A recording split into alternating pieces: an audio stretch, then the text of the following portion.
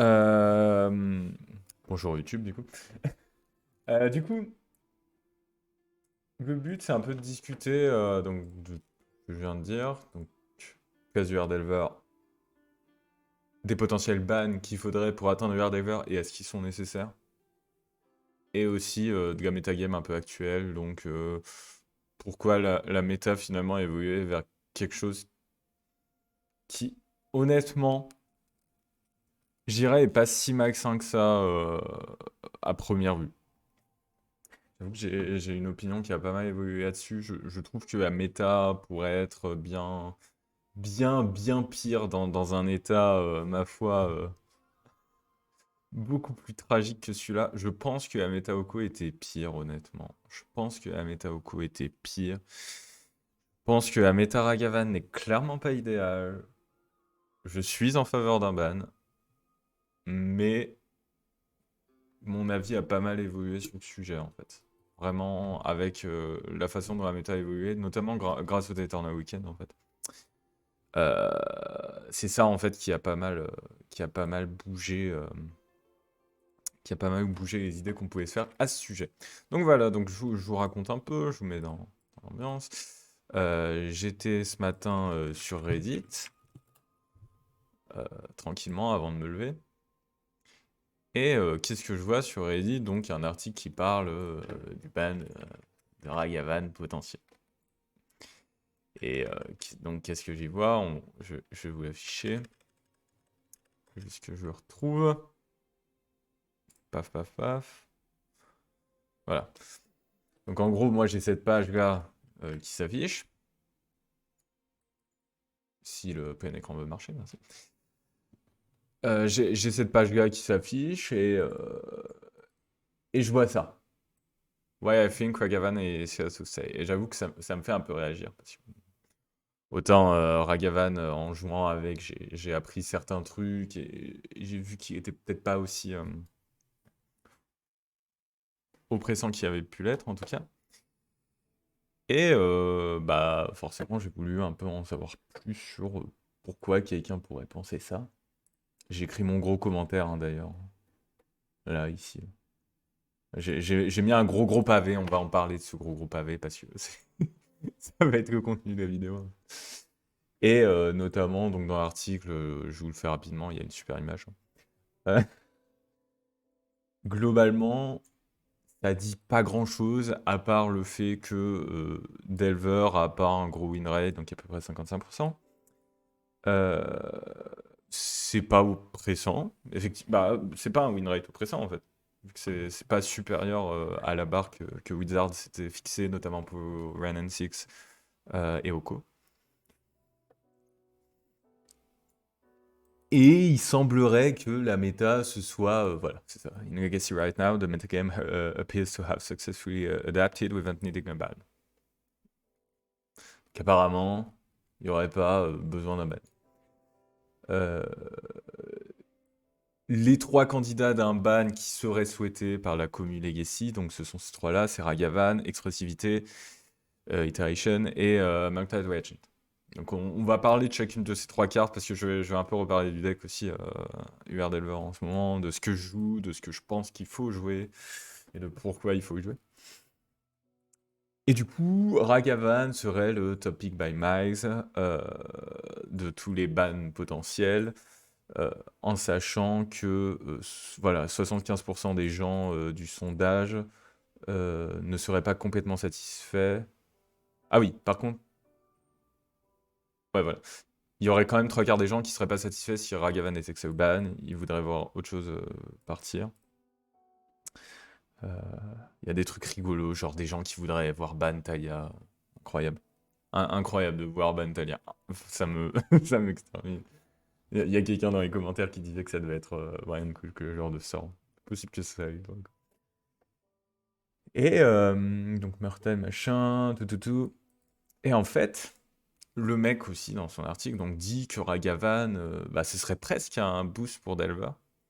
Parce qu'en fait, Ragavan laisserait la place à des cartes un peu meilleures, comme les deux Delver en plus, Brazen ou True Name. avec quoi je ne suis absolument pas d'accord, tout simplement parce que il compare des choses qui ne sont pas comparables. Delver n'a rien à voir avec Ragavan. Euh, Brazen n'a rien à voir avec Ragavan. Ça améliore certes les match-ups qui sont un peu lissés, mais même pas. Genre, Eve, ça fait un pipi dans le chat, quoi. DNT, ok, un peu, mais en post-side finalement. Enfin, ça restera un match-up difficile, DNT. JW Depth, si vous jouez Dead Gun, vous n'avez pas besoin d'avoir Bryson. Et 8cast, ouais, ok. Enfin, c'est pas avec des Delver et des. Bon, Bryson a meilleur contre Calice, mais. Enfin bon. Ça, j'ai trouvé que c'était un peu plus le mec qui donnait son avis et qui, je trouve, va un peu loin pour être honnête. Enfin,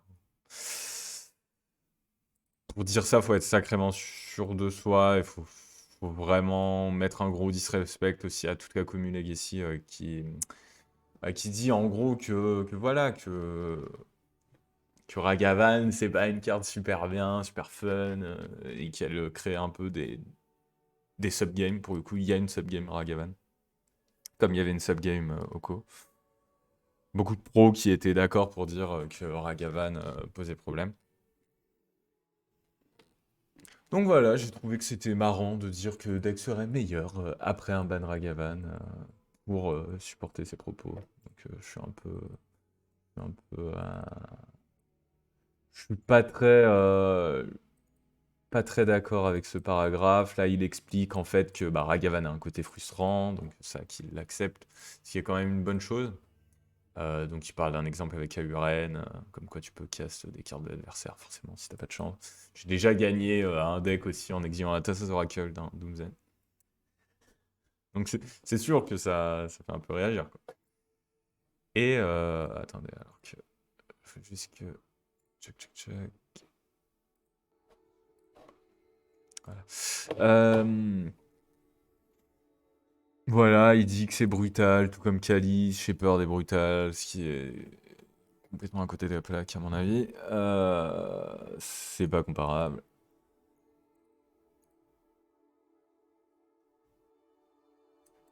C'est du bullshit ça, globalement, what should be done. I don't fucking know. Moi je pense qu'il faut un ban. Ouais, c'est un peu la conclusion que j'avais, et du coup c'est un peu ce que j'explique là-dedans. J'explique pourquoi en fait le win rate de 55%. Et je pense que je vais vite commencer là-dessus. Enfin déjà on va un peu parler de la liste, mais on va vite arriver là-dessus. Mais c'est qui le mec qui a fait cet article pour écrire ça? C'est en fait, c'est sur Reddit. C'est un mec qui écrit généralement des articles et en gros il prend un peu une, une hot take entre guillemets dans le sens où euh, dans le sens où ouais, ce qu'il dit c'est qu'il va un peu à l'encontre de ce que les gens pensent en général sur en tout cas sur la situation actuelle de la méta. Après il écrit généralement des articles assez intéressants, mais là j'avoue que bah il y a, il y a plusieurs paragraphes qui me font pas mal tiquer. Enfin, je vous invite à le lire, hein, vous avez juste à aller sur Reddit Legacy, c'est dans les premiers posts les plus récents. Du coup, sans transition, la liste. Donc ça, c'est la liste que j'ai joué hier, que j'ai joué toute cette semaine, que j'ai un peu affiné, notamment au niveau du cyber. J'ai fini ma dernière ligue là, parce que je voulais faire une dizaine de ligues aussi. Donc j'ai fait 50 games cette semaine, j'ai fini en 35-15, donc ce qui fait un win rate un peu plus de 70%, si je me trompe pas. Attends, non mais c'est super facile, oui c'est 70%, tout pile. Euh, voilà, donc avec un constructed rating de 1800, donc ça veut dire qu'on joue quand même contre des gens pas idiots. Et ça se vérifie. Enfin, dans mes games, pour le coup, j'ai pas l'impression d'avoir beaucoup de free game. Alors certes, des fois, je tombe contre des decks qui n'existent pas, genre Mono Blood Elver, c'est l'exemple qui me vient en tête. Mais la plupart du temps, je tombe contre vraiment la méta comme elle existe. J'ai tombé contre des Zéniths, contre Miroir, des NT. contre Lands, beaucoup. Lands, énormément. Qui a en plus un match-up tout pourri. Donc voilà, ça a permis de faire un peu un tour d'horizon, et je pense que ça montre que le deck est fort. Enfin, parce que, donc c'est ce que je disais aussi dans le commentaire, c'est que moi je fais toujours quelques approximations avec le pack.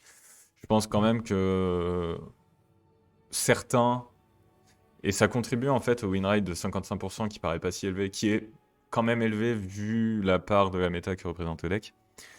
Euh, c'est que beaucoup de gens, je pense, jouent pas très bien Delver et ne s'en rendent pas compte en fait. Parce qu'il y a beaucoup de choix, notamment dans le sideboarding, notamment dans l'évaluation de priorité des menaces qu'on te pose, qui font des erreurs. Et en fait, vu que c'est plus dans une idée de plan de jeu qu'autre chose, c'est normal en fait de pas vraiment s'en rendre compte, quoi. C'est pas étonnant. Plus que les approximations comme ah merde, là j'ai oublié mon enfin j'ai un peu mal fait mon trigger de DRC. euh, Qu'est-ce que j'ai fait j'ai pas pensé que Daze pouvait trigger DRC, même si la Daze n'avait plus de valeur, le Scry était important. J'ai pas pensé à Bolt agressivement pour faire trigger DRC pour nourrir Murktide, etc. Enfin, des trucs qui sont pas évidents, mais qui sont plus des techniques, en fait, enfin, des trucs plus propres dont on se rend compte, en fait. Ça, tout le monde va apprendre, tout le monde va se rendre compte à force de jouer avec deck. Ça, c'est des automatismes qui vont venir à force de bosser. Là où comprendre ton plan de jeu, comprendre le sideboard, comprendre l'évaluation des menaces et savoir exactement dans la méta ce que tu es supposé faire, qu'est-ce que tu joues, est-ce que tu es joueur contrôle, est-ce que tu es joueur aggro, est-ce que tu es joueur tempo, parce que en ce moment j'ai l'impression que Diver peut avoir les trois casquettes pour le coup, c'est plus qu'un deck tempo. Euh, Bah voilà, ça c'est quelque chose qui s'acquiert pas quand je joue en deck, qui s'acquiert vraiment en prenant un peu de recul. Et donc je pense que le win rate global du jeu qui atteint les 55%, c'est aussi dû à ça. C'est parce que le deck est extrêmement difficile à jouer, à mon avis. Delver a toujours eu un peu une logique qui lui est propre. Et comment dire, je pense que QR l'a rendu plus difficile parce que justement les plays que je parle avec DRC, avec Murktide aussi, Murktide qui est plus compliqué que ça en a l'air. En plus de tous les trucs classiques de Diver, donc comment faire ses dives, comment faire ses forces, comment faire ses wastes. Ça, c'est une question qu'on se posait beaucoup moins avant, mais les wastes, c'est beaucoup plus difficile à jouer qu'avant. Enfin, moi, j'ai vraiment cette sensation. Quand je jouais Gracie Delver, mes wastes, je les balançais beaucoup plus facilement. Maintenant qu'il y a Urza Saga, en fait, ça a beaucoup changé. Et, euh, et voilà, donc ça c'est tout un ensemble de trucs qui font que le pack me paraît beaucoup plus difficile qu'il ne l'était auparavant. Beaucoup plus difficile que les précédentes versions du R qui étaient des aggro decks. Qui étaient des aggro decks avec enfin, des tempos aggro, quoi. UR était tempo aggro et les autres variantes de Delver étaient tempo. Là, on a un deck qui peut revêtir les trois casquettes et forcément, bah, quand t'es pas habitué, quand t'as joué que Delver, bah. Enfin, quand t'as joué que le Delver d'avant, forcément ça change. Bref. Donc, on va parler un peu des cartes. Ça, y a rien à dire. Il n'y a pas grand chose à dire non plus sur Steamvent. L'argument, c'est que on peut pas avoir de basique parce que on a 8 menaces T1 qui sont rouges. C'était pas le cas avant. Et du coup, on a besoin du rouge T1. Aussi parce que pour gérer Ragavan T1, bah, il faut la Lightning Bug T1 ou le Dead T1. Donc en fait, vous pouvez essayer de jouer des basiques, mais il n'y a aucune récompense à en tirer. Il y a très peu de Blood Moon deck. Très très peu. Et Back to Basics, tu le vois pareil, une fois tout. Enfin, vraiment, c'est des enchantements qu'on voit tellement peu que ça sert à rien d'affaiblir votre deck pour ça. Et par contre, un truc qui pour le coup est vrai, les 2 points de vie de Steam Vents ont rarement été aussi anecdotiques. À part dans le miroir, j'ai quasiment jamais puni par les 2 points de vie. Vraiment jamais. Ça, c'est intéressant quand même.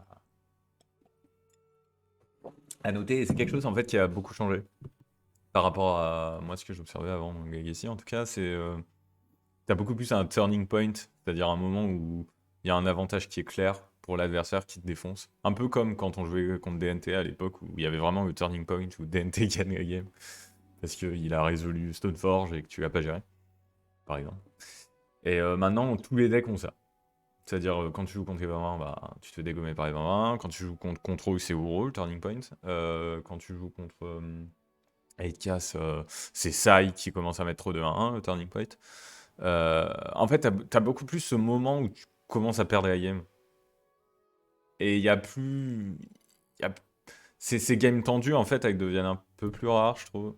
Parce que justement, il y a vraiment des cartes qui font trop de choses et qu'il faut arrêter. Pareil, si Saga se développe trop. Bon, après, ça c'est un peu negate dans le sideboard. Mais ouais, c'est à noter. Bon, bref. 4 Wasteland, si on pouvait en jouer 6, on en jouerait 6. C'est trop fort actuellement.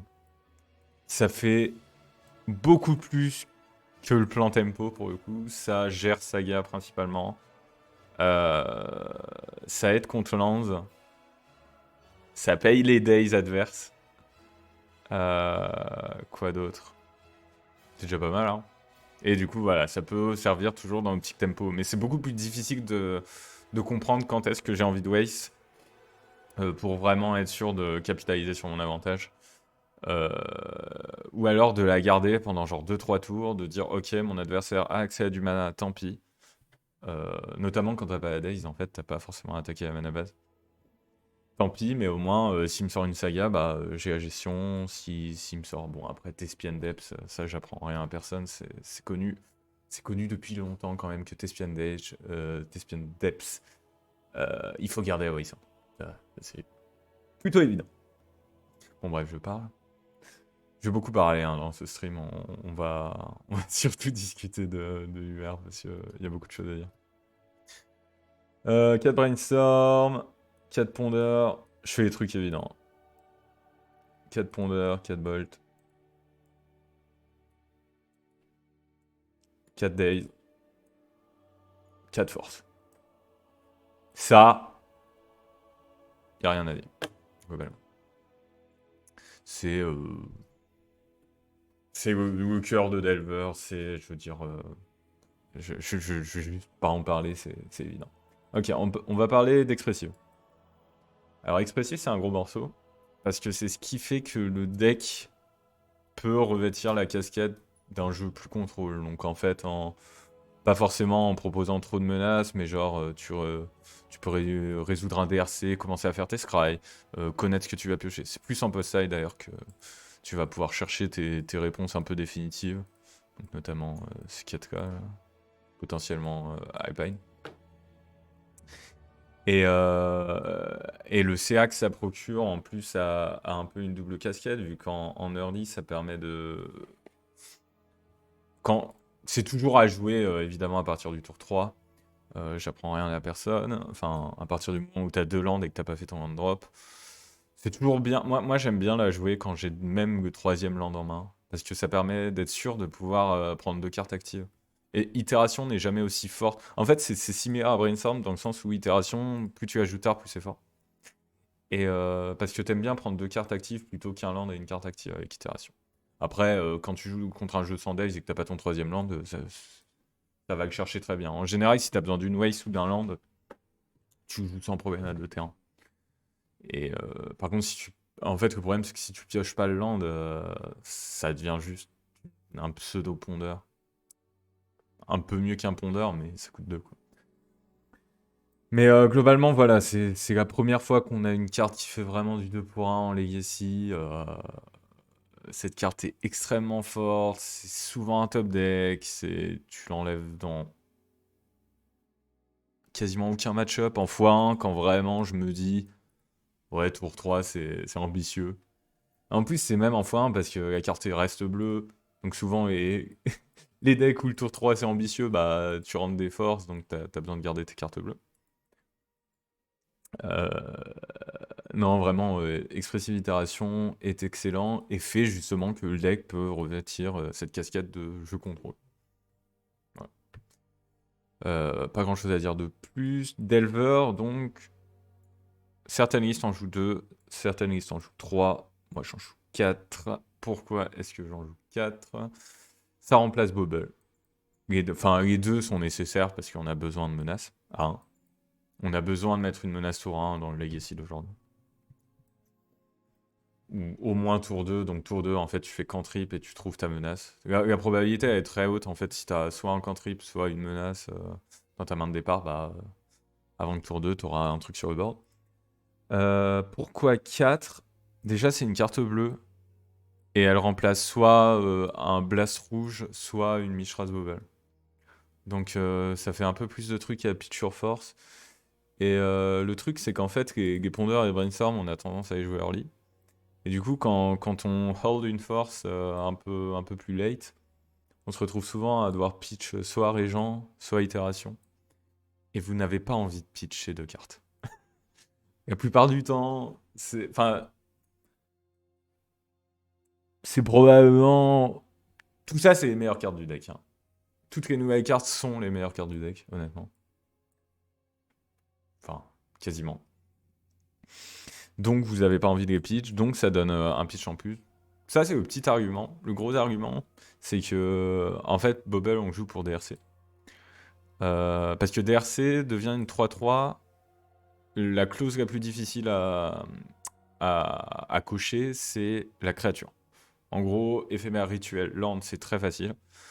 Mais la créature, souvent, c'est ce qui prend le plus de temps. Parce qu'il faut trouver une créature sur le top, jouer un spell, surveil, enfin, graveyard. Et, euh, et du coup, en fait, j'ai quand même remarqué, depuis que j'ai ajouté les Delver, j'ai beaucoup moins de mal à faire en sorte que mes DRC soient 3-3. Vraiment, genre, il y a une nette différence. Alors, genre, je passe de 14 à 16 bêtes. Ça, c'est le deuxième argument. Le troisième argument, c'est que Delver reste une menace assez correcte. Et en fait, c'est... Je sais pas, enfin, je pense notamment à DNT où t'aimes bien avoir une 3 de vol qui est insensible au Graveyard Date en post-side. Mais aussi, enfin, simplement, ça vient compléter des RC, ça peut faire la pression tôt, et ça se fait pas bloquer sur le soc. Ça vole, c'est toujours une 3 de vol, ça reste correct. Le Scry Effect est beaucoup plus souvent utilisé qu'avant également. Donc, quand vous avez un fetch et un delver, parce qu'on a beaucoup plus de terrain qu'avant. Ce qui rejoint un peu le fait qu'à un moment, on a des fois un peu une casquette un peu plus contrôliche qu'avant. Ok, pour delver, donc 4 pour ces trois raisons. Après, je sais pas si j'arrive à vous convaincre, mais disons que moi, je suis assez convaincu là pour le coup de ce choix. DRC, c'est pas le nombre, mais c'est plus la carte dont il faut un peu parler, qui a apporté énormément de complexité au jeu et qui est passionnante. J'adore DRC, j'adore vraiment DRC. Ça participe beaucoup à la montée en puissance du deck. C'est une menace sympa à piocher. C'est direct une 3-3 vol quand t'as pas de. Quand t'as personne qui attaque le cimetière en face. Et surtout, tes cantrips font de la magie avec.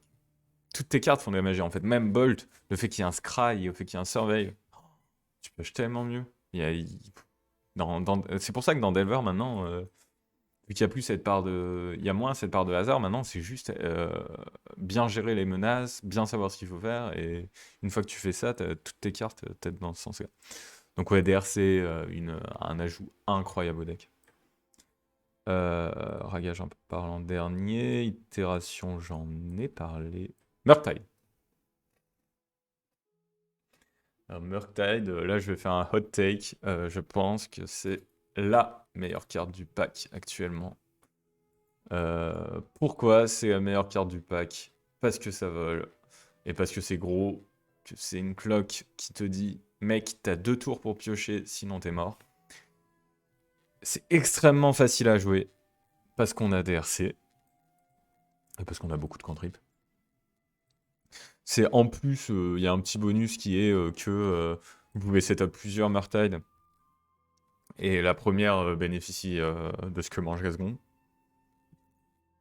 On n'a jamais vu de finisher comme ça dans Neb. On n'a jamais vu de finisher comme ça dans Neb. Et c'est absolument Enfin, pour moi c'est vraiment une carte qui m'épate, Murktide. En termes de puissance brute, toutes tes games, tu les gagnes. Et d'ailleurs, quand tu joues dans le miroir, tout. Enfin, surtout à la game 1. La game 2, c'est moins vrai. Toutes les game 2, tout ce que je dis, là, c'est plus pour les game 1 d'ailleurs. Mais Murktide est le turning point de Delver, en fait. On a parlé des turning points des autres decks. Murktide, c'est une autre, en fait. Voilà, que ce soit 6-6 ou 7-7 ou 8-8 en général. Ça vous fait une bonne cloque en fait qui permet d'ignorer ce que fait l'adversaire et c'est là où on devient un deck un peu plus tempo en fait. C'est-à-dire que quand l'adversaire il fait des choses qu'on peut pas contrôler, qui arrive assez souvent dans la méta actuelle, vous essayez de résoudre une Murktide, vous la protégez comme vous pouvez, vous gardez vos forces pour les SCP et tu mets des claques et le fait que ça vole, ben, c'est incroyable. Dead Gone, j'ai beaucoup hésité. Enfin, au début, donc il y a 2 semaines, pour Eternal Weekend, j'ai joué Gutshot. Et je suis toujours convaincu que Gutshot est une très bonne carte. Cependant, Dead Gone a cet avantage d'avoir cette deuxième partie, donc qui déjà peut servir à la game 1 contre le miroir. Ça, c'est la première chose. Là où Gutshot était très fort aussi contre le miroir, mais c'est bien d'avoir une petite réponse à Murktide, même si elle est plus cute qu'autre chose. Euh, la partie dead fait que ça gère quand même la plupart de ce qu'on veut gérer. Ça gère Raga, ça gère DRC, bébé DRC, ça gère Delver, ça gère Talia, ça gère Reclaimer. Ça, c'est très important que ça gère Reclaimer, avant qu'il passe en X4 évidemment. Et surtout, donc ça gère Marit Cage évidemment, mais du coup ça nous libère les slots de side qu'on doit amener pour Marit Cage. Et on va y venir au side, mais les places sont chères. Elles ont toujours été chères dans Delver, mais là, il y a très peu de flex je pense. Dans ce side-là, il y a des choses que vous pouvez changer, on va y venir, mais les places de side sont vraiment super chères. Murktide, Dead Gone, voilà, Ragavan. Bon, Ragavan, il y a des decks où si tu le fais pas dans les premiers tours, c'est pas aussi fort. Mais il y a des games, tu joues tour 1, tu le protèges et tu gagnes. Et c'est tout. Si Ragavan commence en plus à faire du CA, donc à jouer les cartes adverses, c'est terminé. Parce que si une carte comme ça fait du CA, Delver s'envole.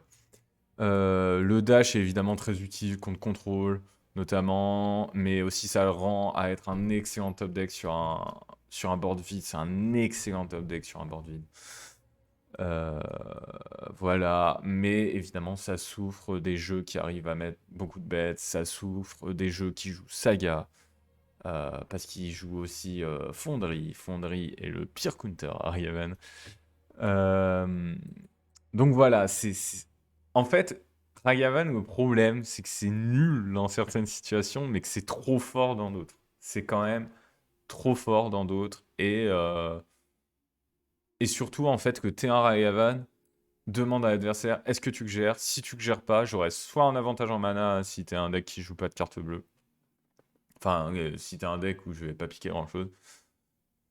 Une possibilité de fucked up ton jeu aussi.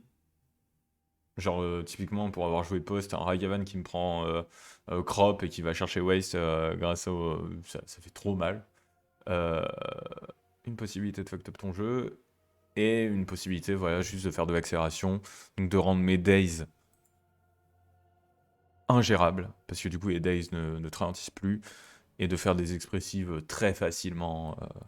Sans crainte de pas trouver de gande en fait. Parce que t'as besoin de rien en fait pour expressif. Les tokens sont générés par Ragavan. Voilà, voilà. Donc ça, c'est Ragavan. Et du coup, cette raison, en fait, de dire que... enfin, je suis d'accord que la carte est mauvaise dans pas mal de circonstances. Et je l'ai remarqué. Et d'ailleurs, je le décide dans beaucoup de match-up. On va un peu voir. Je vais rapidement parler de la side table. Mais pour les games où il gagne tout seul, c'est pas possible pour une carte à 1. Je trouve que c'est trop punitif. Ça punit tous les jeux qui jouent pas de créa. Enfin, voilà quoi. C'est- Je pense que c'est trop fort. Après, oui, les pourcentages ne sont pas exceptionnels, mais encore une fois, ça, je pense que déjà 55, c'est déjà pas mal pour un deck qui fait 15-20% de la méta. Et que tout le monde, je pense, ne joue pas parfaitement UR Delver. Même ne joue pas très bien UR Delver. Donc, je pense que ça fait mal au win rate. Mais je pense quand même que QR, dans sa forme actuelle, est extrêmement fort. Et que Ragavan. En fait, Ragavan donne des free wins. Autant Murktide est la carte la plus forte parce qu'il n'y a aucun match-up où elle est mauvaise et que c'est le finisher par excellence. Autant Ragavan, il vole des games. Enfin, c'est un habile chapardeur, mais il chaparde des games, quoi. C'est pour ça que je suis un peu en faveur du ban de Raga. Alors maintenant, deuxième fait intéressant avant de passer au sideboard. Pourquoi Delver a 55% de win rate? Hormis le fait que voilà, les joueurs sont pas professionnels dessus. Parce qu'il y a Endurance. Et Endurance, c'est la carte. Il faut que vous imaginiez qu'est-ce qui se passerait dans le Legacy si Endurance n'existait pas. Parce que Endurance, quand on nous la joue contre nous, ça c'est des 1-1. Ça se fait bloquer. Ça se fait bloquer. Et ça, on peut plus jouer. Donc en fait, Endurance, enfin, ouais. Elle dégomme nos 16 menaces. En gros. La carte à Excel parvient à dégommer nos 16 menaces. Et le seul vrai counterplay à Endurance, donc c'est soit de la force, mais force une Endurance, souvent dans des jeux qui ont beaucoup d'autres choses à proposer qu'Endurance, bah, c'est compliqué. Et surtout... Et oui, et l'autre solution, c'est d'avoir résolu Murktide avant. Parce que Murktide vole au-dessus d'Endurance. C'est la seule carte. Heureusement qu'il y a Endurance, parce que sinon, UR Delver, ce serait un truc de malade. Enfin, je sais pas si... À un moment, je me suis fait la réflexion, mais s'il n'y a pas Endurance, c'est quoi le deck? Parce qu'en fait, quand on réfléchit un peu au mauvais match-up de Delver, ils sont tous basés sur du vert. Et là où Uro est beaucoup moins un problème qu'avant, notamment parce qu'on fout des grosses baignes avec Murktide et que du coup les 3 points de vie, en fait, bah, par rapport à 7 dégâts, c'est moins pertinent qu'avant. Endurance tempo tout. Et du coup, tous les decks verts, donc Post que je joue en x4 en side, je commence par Post parce que j'aime bien. Elf le joue en side. Control le joue en main. Et je sais plus si ça en joue en side en plus. Euh, Blanc-vert Depth le joue en side, voire même en main. Il reste un truc, je crois. Lands. Lands que je joue en side. Et donc en fait, tout ce que je viens de nommer, c'est pas des super bons match-up avec l'exception de Post. Et Endurance est la responsable de ça. Pour moi, hein, plus que. Parce que certes, Lands nous paralyse de plein de façons différentes, mais tu te prends une Endurance, t'es dans l'espace. T'es dans l'espace absolu, quoi. Tu peux plus attaquer avec ça, tu peux plus attaquer avec ça, tu peux plus attaquer avec ça, tu la gères pas avec une bolt. T'es obligé de faire du 1 pour 2, en sachant qu'elle t'a déjà emmerdé parce que t'as enlevé ton cimetière. Cauchemar. Donc voilà, ça c'est l'autre raison pour laquelle Dever n'est pas pété. S'il n'y avait pas Endurance, Dever ce serait n'importe quoi. On va parler un peu du side. Je vais vous mettre un peu les trucs qui pour moi sont indiscutables. Est-ce qu'il l'est plus? On va commencer par la pique des indiscutables. 4 Pyroblast. 4 Pyroblast pourquoi? Pour Murktide. Pour Murktide et parce que aussi c'est une bonne... c'est pas mauvais contre Uro. Ça contre Strix et Kotl. Euh, C'est juste fort, vraiment Pyroblast. Dans les match-ups où vous allez rentrer en x4, ça trouve toujours des cibles, c'est toujours bien. Vous êtes toujours heureux de l'avoir. Et non, vraiment, c'est... Après, voilà, gars, j'ai mis 4 Pyroblast. Faut jouer 2 et 2, je pense. 2 Red Elemental, 2 Pyro.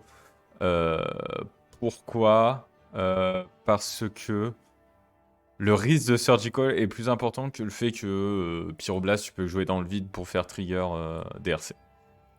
Ça met quasiment. Ça compte Furion contre 4C. Mais voilà, mais ça. Ouais, ouais, voilà, oui. Ça compte Furion.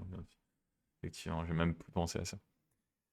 Euh, Le fait de trigger gratuitement ça,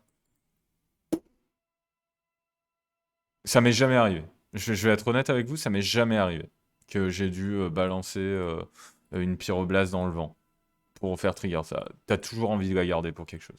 Toujours. Donc en fait, vaut mieux jouer 2 et 2 au cas où il y a un petit malin qui a vu votre liste et qui se dit ah. Donc miroir de Delver, je vais Surgical et pyroblast. Et du coup, les Murktides sont létales. Parce que c'est la carte qui nous fait survivre dans le match-up miroir de Delver. Qui rend d'ailleurs beaucoup moins random. Beaucoup plus intéressant. Ok, donc ça c'est la première carte. Surgical, je passe vite. Il y en a qui jouent Soulguide Lantern. Soulguide, tu peux la rentrer dans plus de match-up. Tu peux la rentrer contre Oro, tu peux la rentrer contre. Voilà.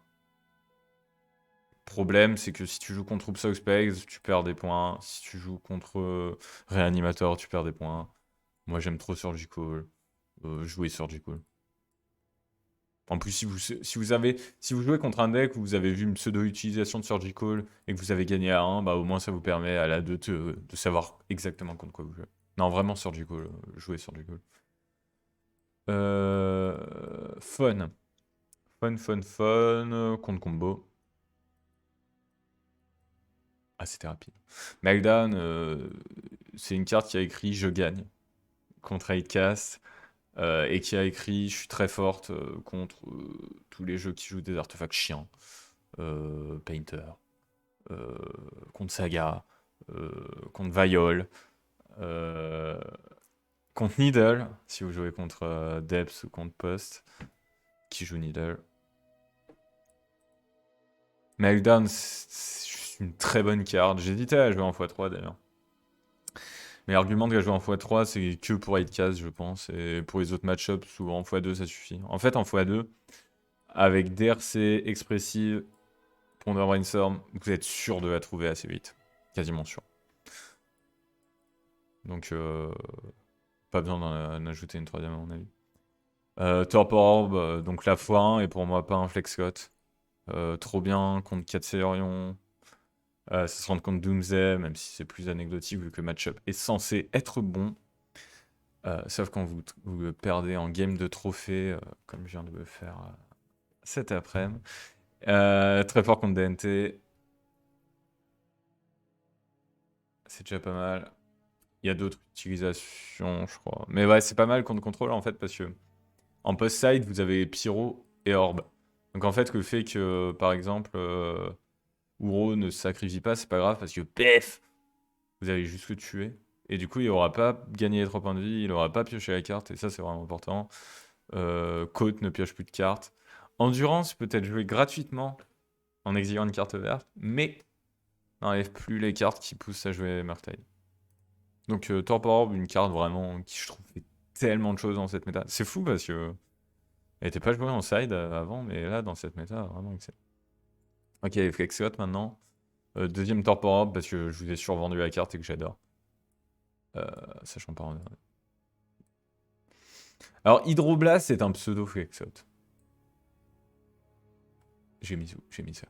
Je suis même pas sûr qu'on puisse vraiment se passer d'Hydroblast, honnêtement. L'argument d'Hydroblast, donc certes, Mono Red Champion, mais on s'en fout.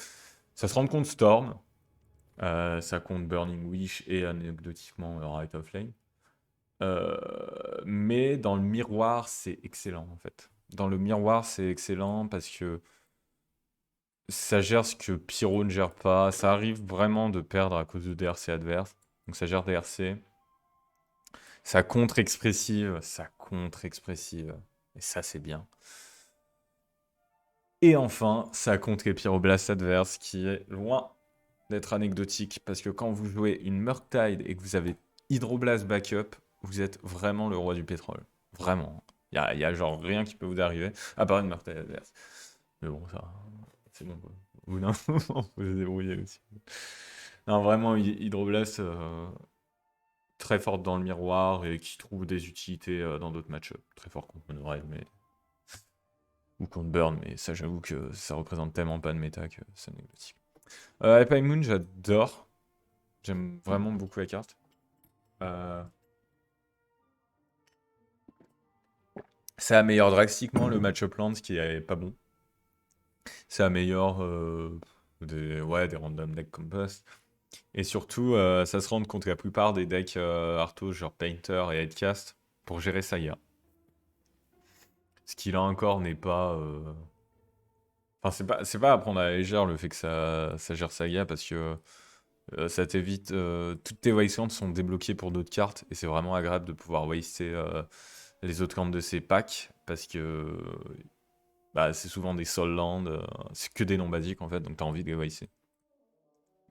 Et du coup, Alpine Moon, c'est vraiment une très bonne réponse à Saga. On peut la piocher au tour 3, ça restera fort, donc en x1, moi je trouve que je suis assez convaincu de ce pick. Court of Cunning qui a remplacé True Name récemment. True Name, paix à son âme.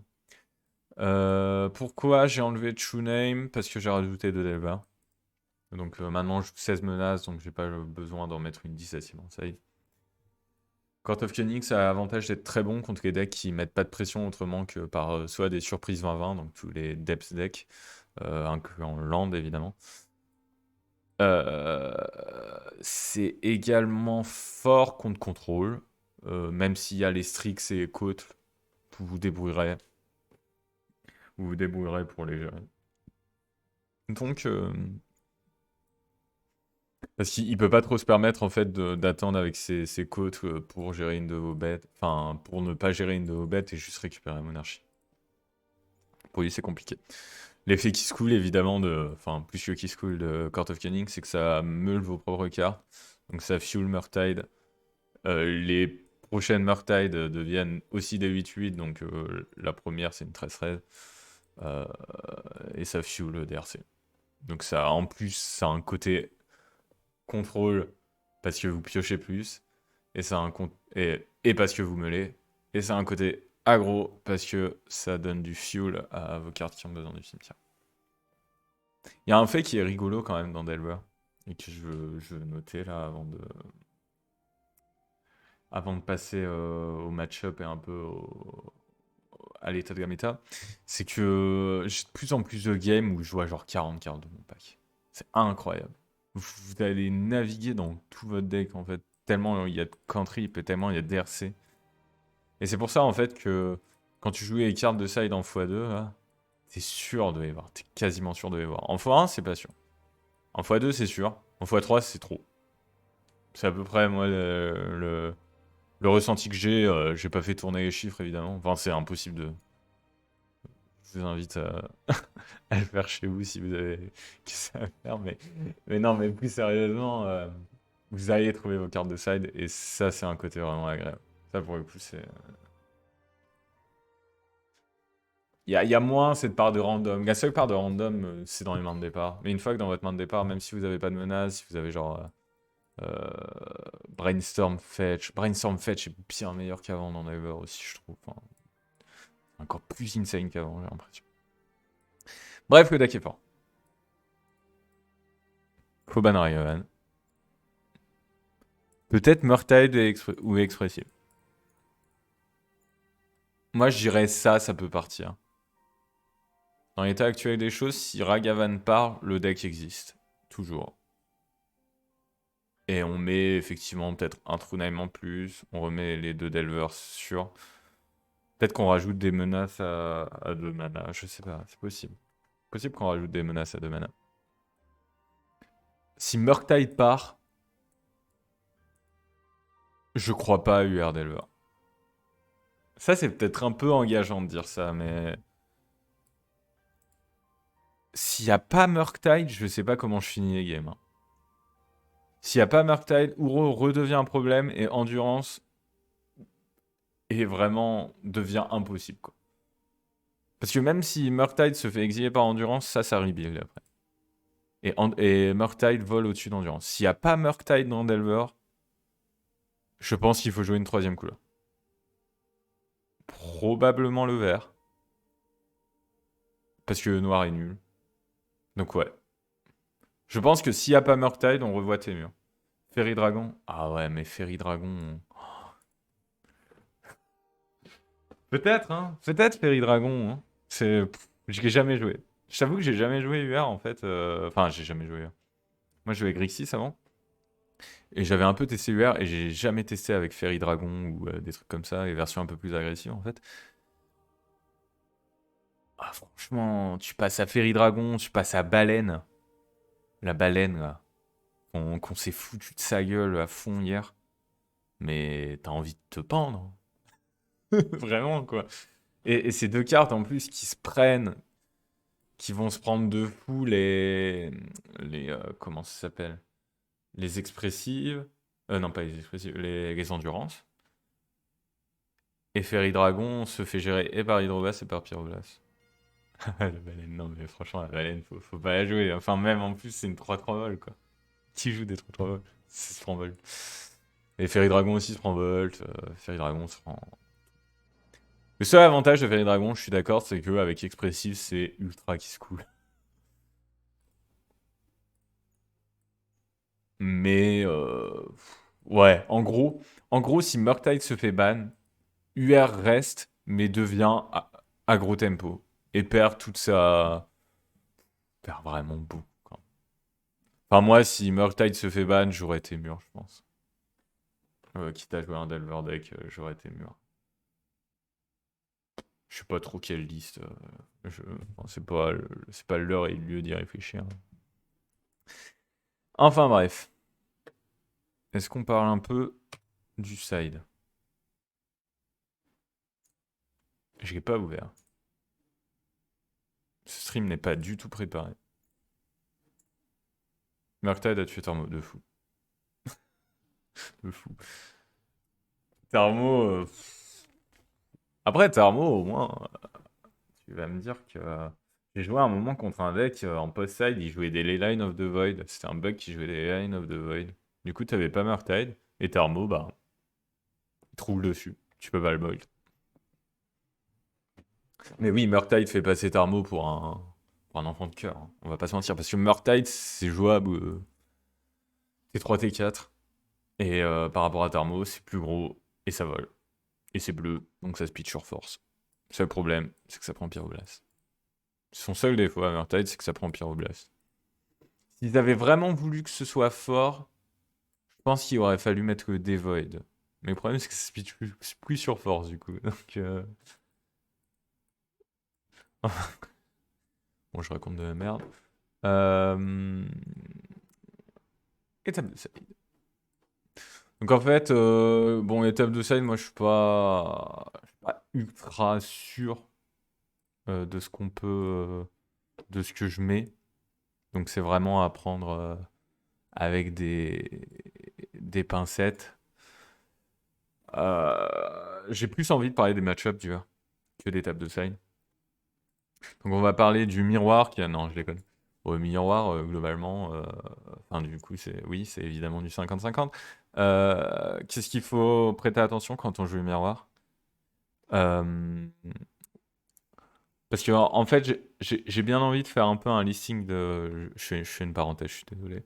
De tous les match-ups et de comment jouer quand t'es l'autre match-up et de comment jouer quand t'es le Delver. C'est pour vraiment essayer de faire un truc un peu exhaustif sur le sujet. Donc Delver, la, la une est random. La une est random. Ce qui est bien, c'est d'attendre le plus longtemps possible avant de jouer Summertide. Faut qu'il soit à 8-8 vol. Euh, Parce que vous n'avez pas beaucoup joué autour de Gon, globalement.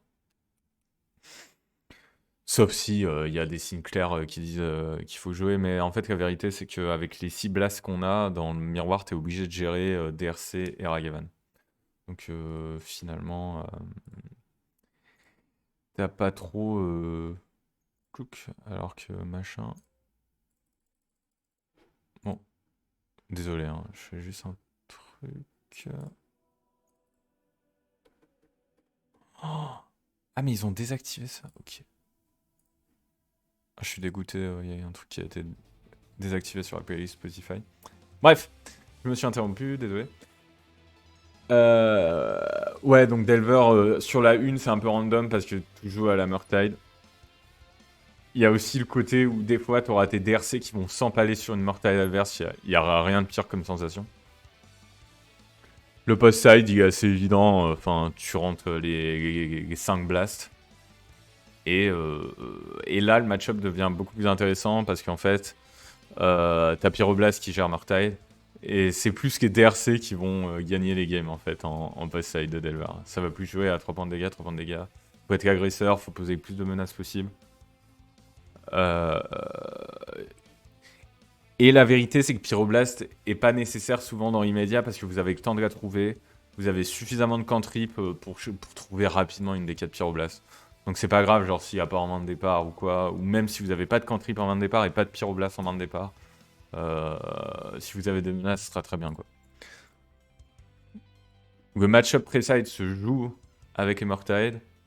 Le match-up post-side, pour moi, se joue plus avec les DRC, avec du grind, beaucoup de patience et beaucoup de micro-décisions qui vont compter.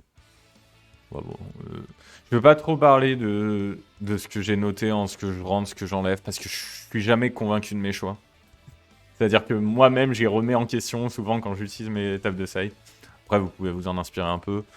Il y aura peut-être là le truc intéressant à dire, où je suis à peu près certain, c'est d'enlever Wasteland. Une sur le plaid sur Adro. Pourquoi? Parce que on est dans un match-up où c'est plus risqué de dévouer sa game à gérer les land drops que de dévouer sa game juste à construire lentement son avantage et à pouvoir le cash in à la fin. En tout cas, je trouve. Sur la draw, t'as rarement le temps de faire des free games avec Wasteland. Donc en enlever 2, ça justifie d'autant plus. T'en gardes quand même 2 parce que ben, des fois ça sert et aussi ça sert à payer Dace. Sur le plate, on en enlève une, ça c'est peut-être moins sûr, tu vois. Ça. Parce que sur le play, des fois tu peux l'out mana, mais moi ça m'est arrivé quand même plusieurs fois d'avoir des games où t'es sur le draw. Donc t'es contre l'adversaire sur le play, et il commence à te wasteland, et en fait t'es content parce que t'as tes hands en main, et du coup l'autre en fait, ça lui fait vraiment perdre des vraies cartes actives, parce que les terrains tu finis par les trouver, notamment grâce à Itération et à Ponder. Ok, Death and Taxis. Mauvais match-up. Je dirais que la une est très difficile. Surtout qu'en général, vous savez pas que vous jouez contre DNT. Si je vois un Yorion en face, j'aurais plus tendance à me dire que je suis contre Zenith que contre DNT. Aujourd'hui, Zenith est plus à la mode que DNT. Les deux match-up ne requièrent pas du tout le même genre de carte, notamment Bolt, qui est excellent contre DNT, mais qui pue la mort contre contrôle. Donc voilà, souvent c'est assez difficile. Le match-up. Déjà, si Yann Vayol T1, vous êtes dans la merde, vous allez perdre la game sûrement. Ensuite, est-ce que.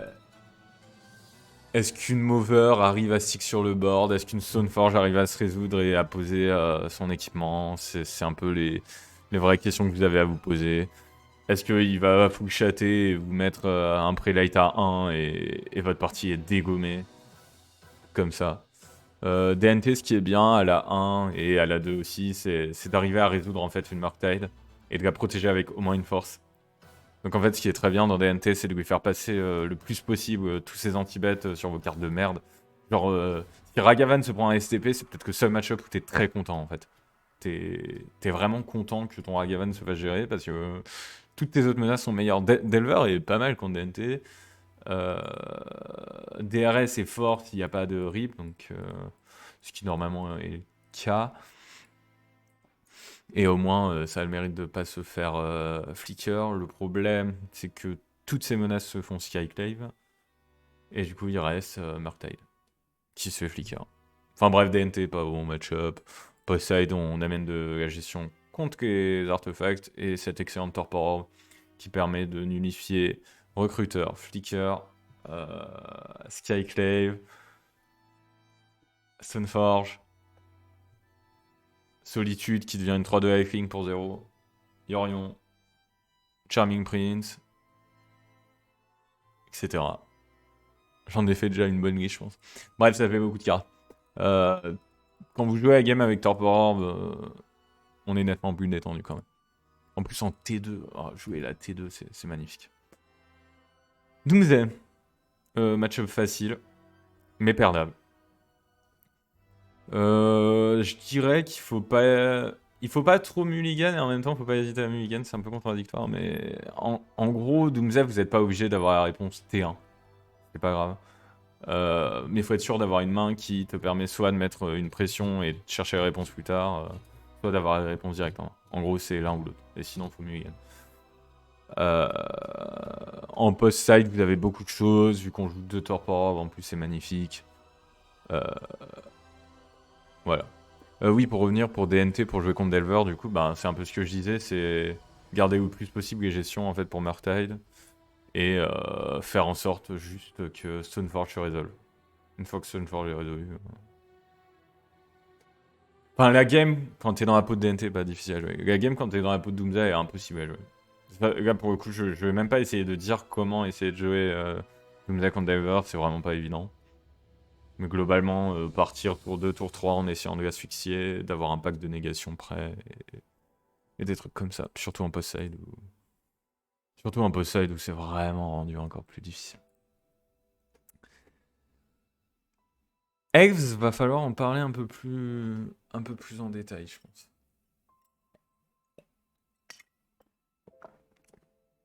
Il y a un truc à remarquer dans notre sideboard, c'est qu'on joue pas End of Festivities. End of Festivities qui est correct contre DNT, correct contre les Delver. J'utilise bien le terme correct parce que c'est vraiment pas oufissime non plus. Mais qui est très fort contre elle.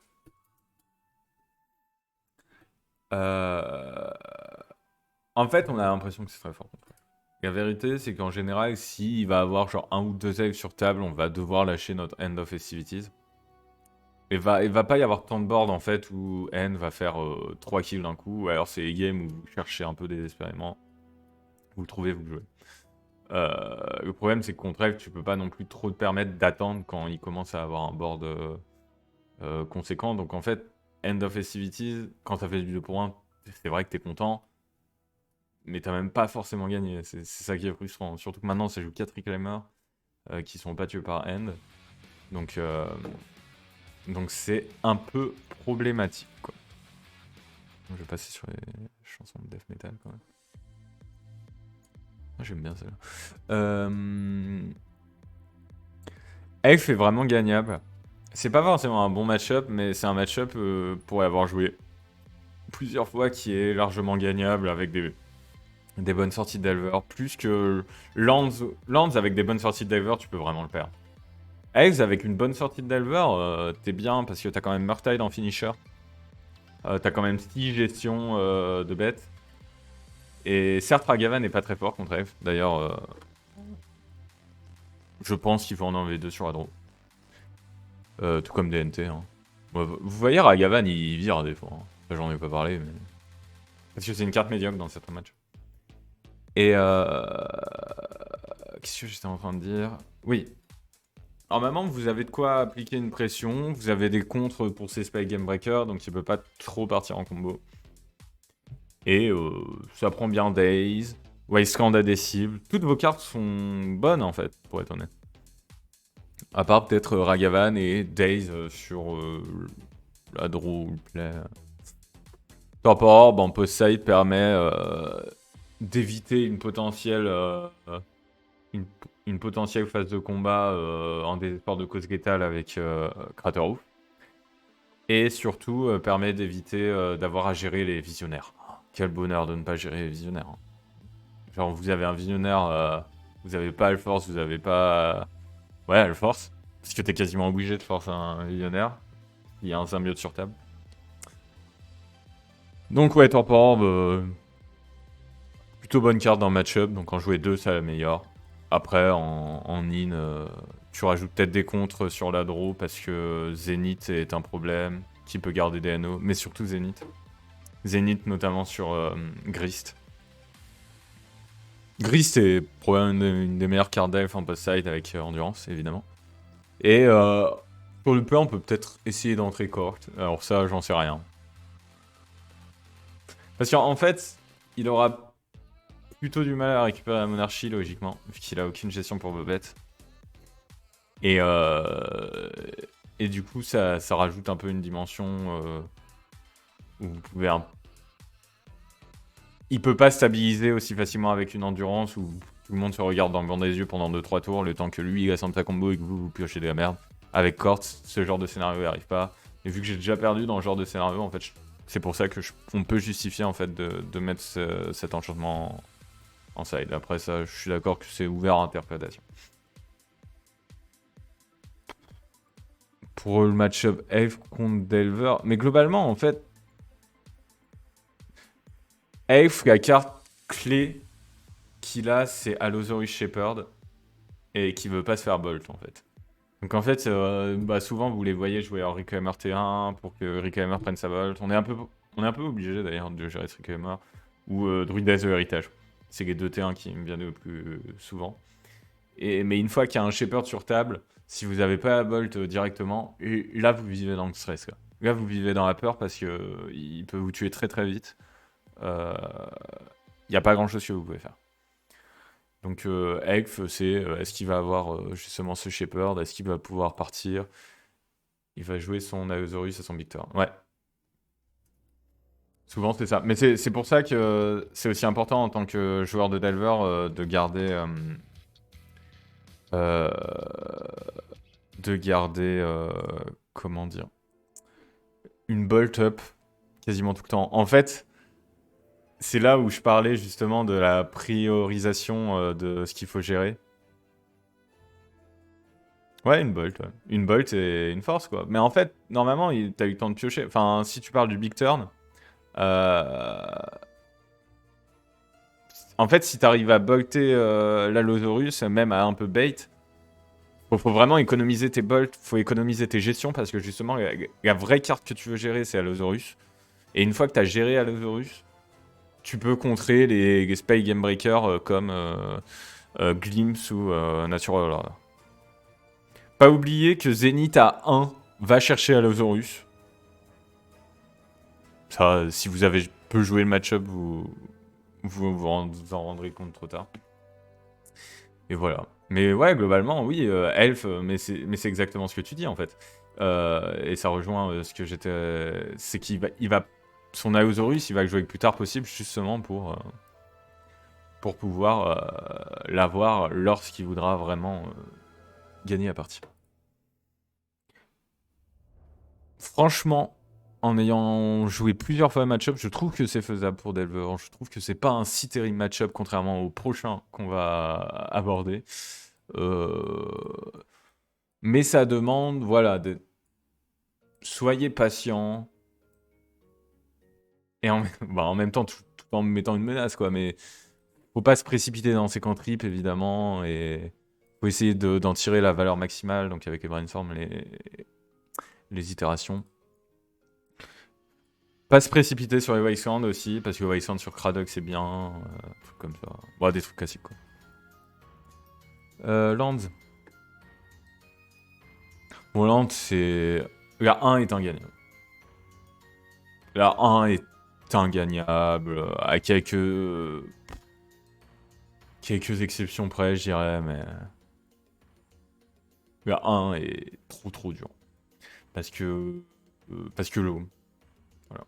Parce que s'il a l'Home, vous avez perdu. Et s'il n'a pas l'Home, vous n'avez pas gagné. S'il aura toujours. En fait, ce qui est chiant, c'est qu'il y a trop de terrain qui nous emmerde dans Land pour 4 Wasteland. Il y a Maze of Eve, il y a la combo Stage Depths, il y a Saga.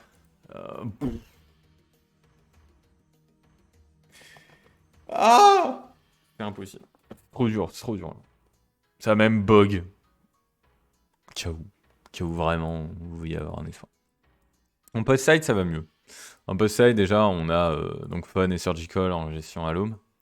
On a Moon qui gère whatever peut pas gérer Wasteland sur la table. Donc que ce soit Saga, Maze ou Stage. Un des trois. Hein. Ah oui, aussi, Lands, ça blasone. Voilà. Franchement, il n'y a rien de plus à dire, il y a blasone aussi. Court of Cunning est très bien contre Khans parce que justement, c'est un deck qui va commencer à gagner avec une 20-20 ou avec, dans très longtemps, des triggers de Field éventuellement. Donc Court permet de lui meuler un peu ses hopes and dreams pour peu que vous ayez une Surgical pour virer l'Home. Et aussi, ça vous permet toujours d'aider votre deck. Smackdown aussi, qui est intéressant. Ça gère les Mox Diamants. S'il a fait une sortie un peu greedy à base de cet artefact. Et ça a le mérite de gérer aussi les tokens faits par Urza Saga, qui sont toujours extrêmement forts. Ouais, globalement, quand t'es land, la une, tu peux pas perdre une fois que t'as joué Life from the Loam. La 20-20 et gérable que par une carte. Donc en fait, ce qu'il faut faire, c'est poser à 20-20 et faire en sorte que l'adversaire ait pas 3 mana. Pour pas jouer Gone. Et vous avez gagné, logiquement. Assez simple, quoi. Et à la 2... À la 2, le problème, c'est que vous avez moins ce plan free win avec l'Home, mais par contre, vous avez ce plan free win avec Endurance. C'est-à-dire qu'à la 2, nous, on va vraiment se prendre Endurance. C'est pour ça que autant sur le pledge en F3 Force, parce que effectivement Force contre Khans c'est pas... Enfin, est ok, mais... Enfin, j'en parlais un peu hier. Mais sur... Et encore, tu vois, je pense que tu peux faire un mix avec des Days. Par contre, sur la draw, il faut garder les forces, que ce soit... parce que il va jouer autour de Days quasiment toute la game, normalement. Parce qu'il y a Max Diamant. Et vous voulez contrer Endurance aussi. Vous voulez contrer Endurance, t'es obligé de contrer Endurance quasiment. Parce que sinon, ça va trop te ralentir. Et toi, déjà, vu que tu auras beaucoup de ressources que tu vas dévouer à essayer de casser son deck, tu vas à peine y arriver. Bon. À part si t'as Court. Je pense que Court va bien améliorer le match-up. J'aimerais bien la tester dans le match-up. Voir si je perds des games en jouant Court of Cunning. Mais oui, globalement, à la 2-3, quand tu joues Land, ton but c'est...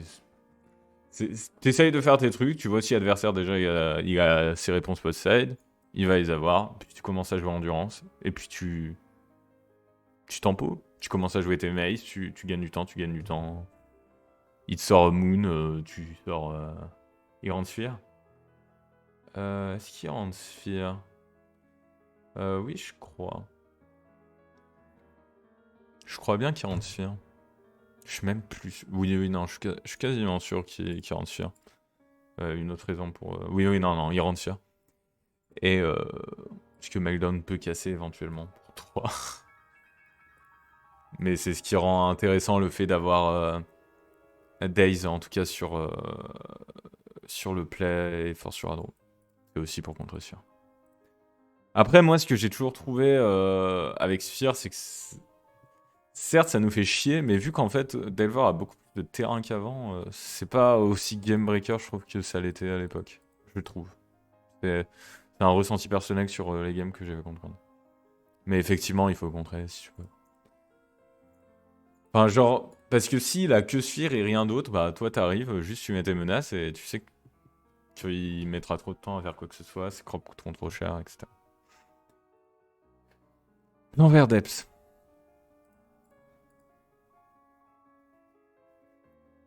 Ça a pas l'air d'être un bon match-up quand je joue à mes top de side. Et effectivement, c'est pas un bon match-up. Parce que Knight of the Reliquary est extrêmement forte. Il joue STP. Il joue Prismatic Ending. Donc il y a beaucoup de gestion. Qui touche Murktide, notamment. Et il a un plan qui est très fort contre nous. Et qui peut en plus ne rien en avoir à foutre de Gone. Pour peu qu'il ait setup avec un Reclaimer et une Knight. Globalement, si vous jouez contre ce match-up, Knight ne peut pas se résoudre. Knight ne doit pas se résoudre. Et vous devez bolter le Reclaimer. Absolument. Essayez de mettre une pression comme vous pouvez, ça va être très dur en général. Et gardez les Wastelands. Gardez le plus longtemps possible les Wastelands parce qu'il y a crop, beaucoup de choses. Et surtout, vous êtes obligé un peu de jouer autour de avant. En post-side, on met Cord, donc qui aide quand même qui rajoute une gestion, même si ça se fait gérer par Prismatic. Je crois qu'ils en jouent qu'un ou deux de Prismatic Ending, de mémoire. Et Court of Cunning qui, pour le coup, je pense être bien parce que c'est pas un deck qui met. C'est un deck qui te met un coup de 20 points de dégâts, Maverick. Enfin, Blanc Vert Depths. Le nouveau Maverick. Pour moi, c'est l'évolution de Maverick. Je déteste Maverick. Mais lui, ouais, tout ce qu'il y a à faire, lui, c'est essayer de jouer autour de Dice s'il peut, s'il est pas pressé. S'il gagne le tous, il est trop bien. Parce qu'il va pouvoir gérer toutes vos menaces. Il peut trouver à peu près ce qu'il veut, vu qu'il a une dizaine d'instruments de tuteur de hand, un peu plus même. Ouais. Il peut se permettre de prendre son temps, en fait, grâce à sa gestion, et c'est ça qui fait que lui, il est puissant. En plus, en post-side, il doit amener Endurance, il doit amener Carpet. Ah oui, c'est ça. Non, mais c'est pour ça. Tous les decks verts, en fait, sont affreux parce qu'ils ont Carpet aussi. Du coup, c'est compliqué. Je pense que ces deux match-up-là... Je trouve que DNT est plus faisable que ces deux-là. Ceux-là, ils sont plus difficiles à naviguer. DNT est plus clair dans ce que vous devez faire en tant que delver.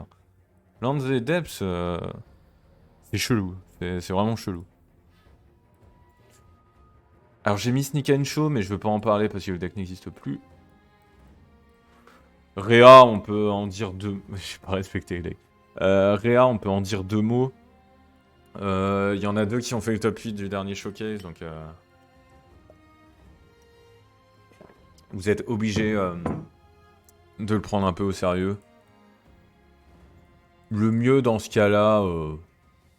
Ouais, tu vires juste tes 4 balles, tu mets tes 2 fun, tes 2 surgical, tu essayes absolument de garder une main avec force. En parlant de vert, si t'as un mot sur Aluren. Ok, je vais dire un mot sur Aluren juste après, mais je vais pas dire grand chose par contre. Mais voilà, bon, Réa, vous connaissez. Je pense que c'est pas très difficile. Le joueur de Réa, par contre, c'est beaucoup plus difficile pour lui. Entre guillemets, parce qu'il est obligé en fait de garder des mains assez résilientes.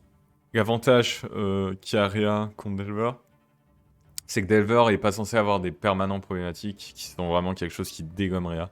Donc les permanents genre Gravedigger Cage, Solgal Lantern, etc.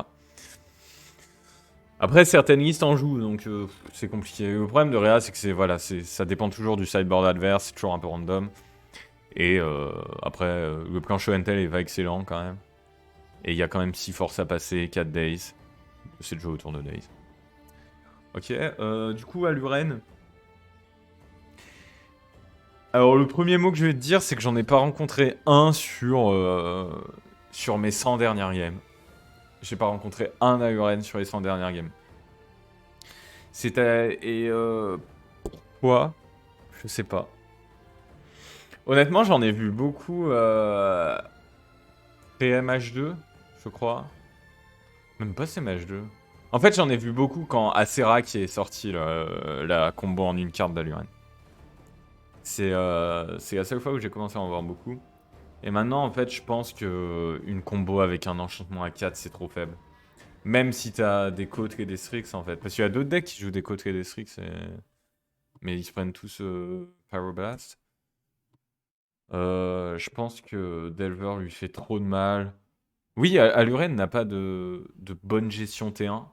Donc Ragavan, où il fait un mal de fou. Surtout que Delver peut jouer les cartes d'Aluren. Et c'est pas un deck qui est non plus particulièrement bien placé contre contrôle, je dirais. Ni contre combo. Donc je pense que c'est pour ça qu'il a disparu. Il manque de bons match-up. Si en tant que QR tu joues contre Aluren, qu'est-ce que tu décèles Tu vas sider tes blasts. Tu vas sider tes torpors. Voilà. Voilà. Non, bah, tu mets... Tous les decks jouent une torpor en plus maintenant. Enfin, tous les divers en jouent forcément une en général. Ah ouais, non mais... Genre, vraiment, t'en remets pas, quoi. Donc, ouais, c'est compliqué, quoi. Ça a l'air compliqué. Puis qu'est-ce que t'enlèves? Je sais pas. Dead God. Peut-être des bolts. Non, c'est pas sûr. Il y a des trucs à mal. Je sais pas, je dirais Dead Gun et peut-être... Si t'as vu beaucoup de basiques, tu peux presque enlever une wave, hein. Je sais plus si il joue beaucoup de non-basiques ou pas. Ça fait trop longtemps que j'ai joué contre Iron. Mais bref, je pense que c'est trop faible contre Delver à the moment pour être considéré. Pour moi, en fait, ça tombe dans la même catégorie que Sneak and Show, qui sont un peu les grands perdants de cette méta. Sneak and Show qui... Bah, Show and Tech, c'est bleu. Donc ça se prend les 4 pyroblastes de tous les sideboards du monde. Voilà. Il y a quasiment rien d'autre à dire. Sneak and Show aussi, ça fait partie de ces decks qui ont pas de réponse à un T1 Ragavan et où T1 Ragavan fait de la value contre eux. Donc c'est compliqué. C'est pour ça aussi d'ailleurs qu'un ban de Ragavan aidera vraiment ce genre de deck à reprendre un peu du poil de la bête. Genre si demain tu bannes Ragavan et Murktide, t'inquiète que Sneak and Show il revient. Il y a pas de question sur le fait que le deck redevient très fort, je pense. Euh... Attends, j'ai dit Murktide. Pourquoi j'ai dit Murktide déjà? Il y avait une raison. Non. Ah si, oui, parce que Murktide est la raison pour laquelle on joue autant de Pyroblast. 8cast. Alors, 8cast, c'est pas un si mauvais match-up que ça. Typiquement, encore une fois, je trouve que c'est pas aussi pire que ces deux-là. 8cast, c'est un match-up qui est plutôt ok. Où globalement, le but, c'est d'éviter qu'il fasse beaucoup de CA. La 1 est dure. La 1 va être dure. Normalement, vous allez la perdre parce que tu peux pas lutter contre... À partir du moment où il commence à jouer des fautes monitor, ça va être difficile. Que ce soit la 1 ou la 2 ou la 3, faut qu'on tressaille. C'est la carte la plus importante. Et puis voilà, en post-side. Donc, en post-side, en fait, le truc, c'est qu'on a les 2 Meldan qui arrivent avec 4 Pyroblasts. Donc, les 4 Pyroblasts, ils gèrent Sai et Emery. Et les 2 Meltdown gèrent le deck. Point. Donc ça devient beaucoup plus facile à manœuvrer. Surtout que, comme j'ai dit, vous voyez beaucoup de cartes. Et un Meltdown même tardif contre ce jeu sera Game Breaker. Genre même si vous jouez tour 4-5, ce sera suffisant. Donc en fait, la game 1 est largement en notre défaveur, mais game 2 et 3 sont presque légèrement en notre faveur à nous, je pense. Si tu fais la moyenne du tout, on est peut-être légèrement défavorisé, mais c'est pas tant que ça, je pense. Après, quand t'as joué à 8K, j'ai jamais joué avec deck, donc je peux pas vous dire. Titan Post. Ah, on va parler de Titan Post. On n'a pas grand chose contre Titan Post. On met 2 Meltdown pour les Needle, la Moon pour Cloud Post.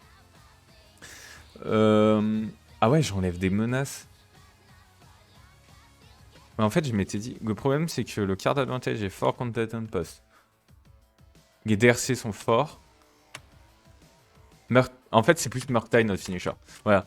La raison pour laquelle on enlève des menaces, c'est parce que c'est Murktide notre vrai finisher de Titan Post. On n'enlève pas 3 Delver parce qu'on veut quand même de quoi jouer nos forces. Et du coup, j'enlève un Ragavan qui... C'est peut-être une erreur. Faut peut-être enlever 3 Delver. Peut-être vous enlevez 3 Delver. Et le but, c'est de gérer ses Reclaimers le plus tôt possible. De casser ses Needles en post-side. Vous avez Dead Gun s'il part sur le plan 20-20. Et faut garder ses Wastelands. Bien se souvenir que Crop Rotation existe, comme d'hab. C'est un match-up qui est bien à la 1. Qui est largement favorable à la 1. Qui devient difficile à la 2 parce qu'il amène 4 carpets et 4 endurance. Et là, ça devient beaucoup plus compliqué. À la 2, le mieux, c'est de rusher le plus possible une Murktide. Parce qu'elle volera au-dessus d'endurance et de casser ce qu'il essaye de faire. Sachant qu'il y a Tabernacle aussi, Carpet vous emmerde, etc. Non, on peut pas enlever les dice ou des forces, les cartes sont trop forts. Je pense qu'il y a même un argument, vous voyez, où, où on peut faire plus de fun sur la draw pour contrer Carpet.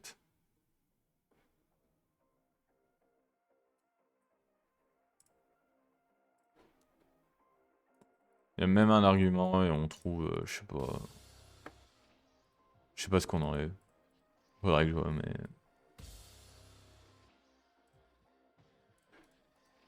Ah mais attendez, en plus il y a un autre truc à rajouter.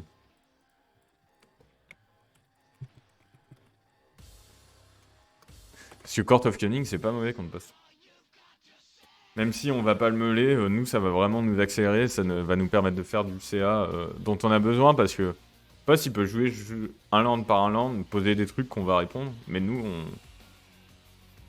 Enfin à un moment il va juste nous jouer un titan, on n'aura plus la force et c'est là qu'on se fait avoir. Et du coup Court of Cunning nous permet d'avoir des ressources pour le battre. Quant à ce qu'il faut enlever, bon quand il n'y a pas la fun je pense c'est ça. Je suis même pas sûr du coup qu'on peut rentrer Force of Negation. Peut-être enlever 2 days du coup. Vu que le but c'est de contrer Carpet. Ça justifie. Storm. Storm est un bon match-up à part si vous jouez contre Brian Cook. Non, en vrai. Storm, vous avez beaucoup d'arguments contre lui, c'est-à-dire vous avez une clock et vous avez 2 interactions. En post-side, vous enlevez vos 6 cartes mortes qui sont vos 6 blasts rouges. Vous rajoutez 2 forces.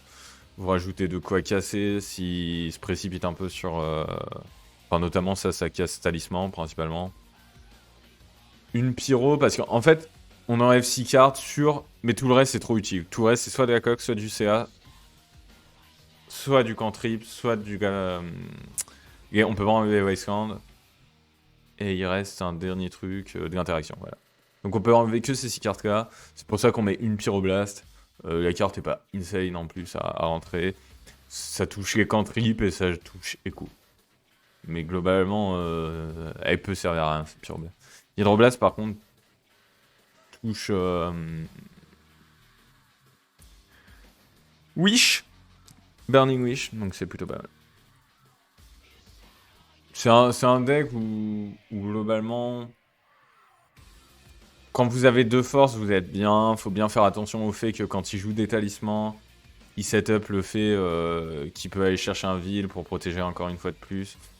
Mais globalement, le mieux contre Storm, c'est d'essayer de sculpter une main, de faire un DRC rapide pour vous aider justement à trouver les cartes utiles pour ça et de proposer une clock suffisante. Ragavan est très très bon contre Storm. Parce que en plus, ça vous aide à build votre mana. Et notamment à casquer fun, tout ça. Mais ouais, une fois que tu as 2-3 réponses en main, je dirais que 2 c'est presque un minimum contre Storm. Mais c'est pas si difficile à atteindre parce que lui aussi il a besoin de temps aussi pour se construire. Une fois que vous en avez 3 et que vous avez un peu de clock, la game est lock en général. Globalement, c'est un match-up où il faut savoir country. Faut pas avoir peur d'une sortie T1, je pense. Faut pas se dire psychologie. Enfin, c'est pas grave de garder une main sans Force of Will, par exemple. La raison derrière, c'est que des sorties T1, il y en a peu. Et souvent, ça va être une sortie avec Echo. Et du coup, vous avez... Il y aura peut-être une protection. Et du coup, en fait, que vous ayez eu force ou pas, ça aura pas changé. Enfin... Je trouve que Storm, il faut pas avoir trop peur de Storm. Il faut avoir peur à partir du tour... À partir du tour 3, ça fait peur. À partir du tour 2 aussi, mais un peu moins déjà. Mais pas hésiter à mettre ses menaces au début et se dire... En fait, une force suffit, je pense, sur les 2 premiers tours, et après, faut avoir genre les deux contres minimum. Painter. Painter, c'est similaire un peu à Hitcast, en moins bien, je dirais, parce que ça a moins ce plan qui part un peu en cacahuète. Putain, je pensais pas que je parlerais autant. Euh, en plus, il reste ça, ouah. Euh, Donc, Painter, globalement, la 1 est pas si facile que ça. Elle est un peu moins difficile que contre Icas, mais je pense qu'il y a quand même un peu en notre défaveur. Par contre, la 2 et la 3. En fait, c'est pareil, c'est Meltdown, ça l'explose. En plus, Alpine Moon, ça permet de gérer. Ah, je mets pas Alpine Moon contre Icas. Ah, c'est à voir d'ailleurs. Alpine Moon permet de gérer Saga, donc ça lui enlève ce qui va tuto Grindstone. Et vous avez quand même pas mal de gestion pour ces 8 gobelins qui font de la magie au cimetière. C'est un deck aussi un peu qui parfois fait rien. Franchement, c'est pas un mauvais match-up, Painter. Le seul mauvais match-up qu'on a là, c'est 8 un peu. Land, Elf est assez 50-50. Javodab, c'est un mauvais match-up. Et DNT, pour moi, c'est similaire à 8 dans le côté moyen match-up, mais que tu peux gagner. Enfin, les deux match-ups sont très différents, hein, mais je trouve que les deux sont gagnables, quoi. Là où Lands et Dev, ça peut vraiment paraître insurmontable. Des fois, t'as vraiment l'impression que tu te fais mais ouvrir. Ouais, donc Painter, je vais pas épiouiller. 4 c Zénith. Et on finira là-dessus, parce qu'après, donc, contrôle... En fait, contrôle, de manière générale, il y a trop de grises, donc il y a Miracle, il y a Bande, 60 cartes, il y a 4C, il y a 5C, il y a trop de choses. Il y a Ephemerate, donc voilà, c'est selon ce que vous voyez, faut adapter Cyber. Par contre, voilà, 4C Zenith qui en fait s'est imposé comme le prédateur de Delver, je dirais. Euh, qui, oui, c'est imposé comme le prédateur de Delver. Pourquoi? Pourquoi? Parce que Zenith c'est fort. Parce que soudainement on doit gérer des wastelands aussi, donc des fois on peut se faire punir sur des mains greedy, ce qui arrivait jamais contre Band Control, qui n'a jamais joué de wasteland. Maintenant ils peuvent se le permettre. Ils trouvent plus facilement Uro grâce à Zenith. Ils trouvent plus facilement Côte grâce à Zenith. Ils trouvent Léovold si vraiment ils savent qu'on n'a pas de réponse. Enfin, ça peut être catastrophique. Et il y a Endurance. Tout ce qu'on n'aime pas, quoi. Et du coup, en gros, le match-up a...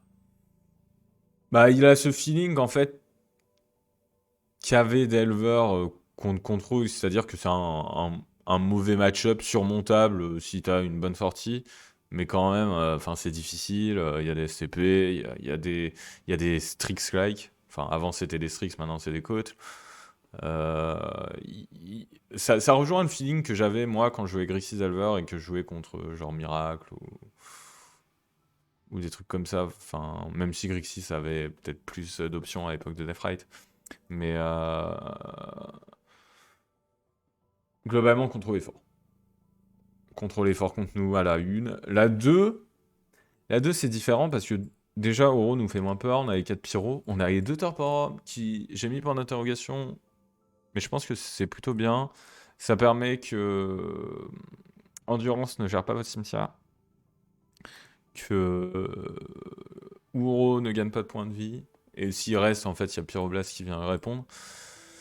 Et enfin, que les côtes ne piochent pas de cartes. Donc au moins qu'il fasse pas de 2 points sur ses côtes. Donc ça lui limite un peu son card advantage. Après, 2 c'est peut-être un peu beaucoup, peut-être en rentrer qu'une, je sais pas. Il faut que je reteste. Pour le coup, ce match-up, quand je l'avais testé, je crois que j'entrais à chaque fois les 2, mais je suis pas encore certain que ce soit la bonne solution. Par contre, ça c'est pas à jour.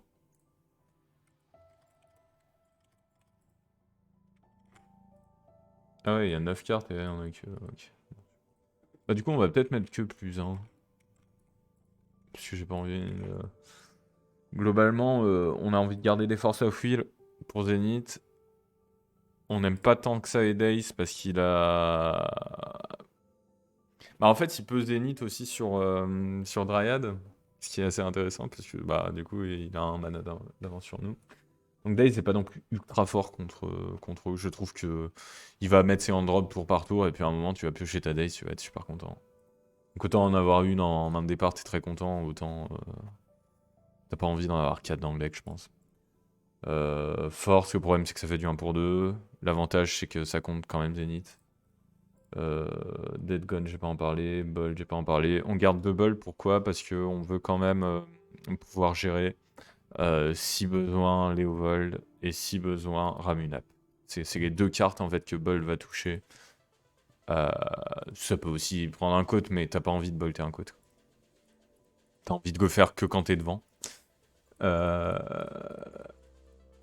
Et du coup, c'est bien quand même d'en garder deux pour les avoir au cas où ce genre de cas se présente. Je pense que c'est une erreur dans VE4. Je pense. Après, Court nous aide beaucoup. Surgical est nécessaire à cause de Loom, je dirais. Mais il y a peut-être un monde... Imaginez. Un monde sans limite. Non, mais où on joue Fun. Parce que Fun, contrairement à Force, ça se hardcast. Donc ça fait... Ça a moins ce côté 1 pour 2. Ça prend Zenith, qui est une très bonne carte. Et ça prend Loom. Le problème, c'est que Surgical prend Uro. Ce que ne fait pas Fun.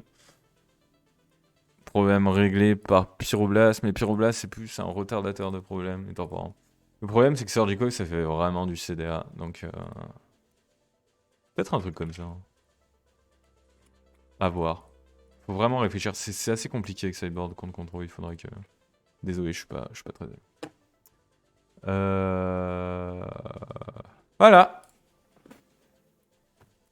Ça conclut un peu tous les match-ups, toute la méta, machin. Globalement, voilà, hein, c'est ce qu'on voit. 4C Zenith n'est pas un excellent match-up. Ça, je dirais que c'est des match-ups plutôt mauvais. Ça, c'est faisable. Ça, c'est faisable. Ça, c'est faisable. Ça, c'est 50-50. Ça, c'est facile. Ça, c'est facile. Ça, c'est normalement facile. Ça, c'est pour nous. Ça, c'est pour nous. Ça, c'est pour nous. Et tous les decks random, c'est pour nous. C'est l'avantage de Diver, c'est que tous les decks un peu moins méta. À part peut-être Curse Stompy. Mais même Mono-Red, j'ai joué contre Mono-Red, ça me paraissait pas si difficile que ça, quoi. Je trouve pas que... Enfin, Calice, oui, à la game 1, nous en parle, mais... Bah déjà, si t'as la force, y a pas de Calice, et game 2, t'as Melda. Et puis surtout, Calice ne suffit même pas à gagner la game. Je crois qu'à un moment, j'ai joué contre justement Mono-Red qui m'a fait Calice C1, et j'ai gagné parce que... Tu joues expressive, tu cherches Murktide, t'as nourri ta Murktide, t'as pas hésité à virer tous tes éphémères, tu joues Murktide et Murktide elle le tue en 3 tours. Et en fait, lui, il a pas eu le temps de te tuer s'il a pas eu Gobelin direct, quoi. Après, s'il a Kai'Sin tout Gobelin, bon bah, ça tue plein de decks. Hein. Après, voilà, quand je dis mauvais, ces deux match-up là, c'est juste que vous avez pas le droit à l'erreur et vous avez besoin d'un peu de réussite pour y gagner. Mais pour moi, tout est gagné. Pareil pour DNT, il y a besoin d'un peu de réussite, quoi. Et du coup, on en arrive un peu à la conclusion de tout ça, donc notamment sur le ban. Donc j'ai déjà un peu parlé du fait que Ragavan, moi c'est mon numéro 1 sur la liste. Mais c'est vrai que le problème, c'est que la méta, elle s'est bien adaptée en fait, Delver.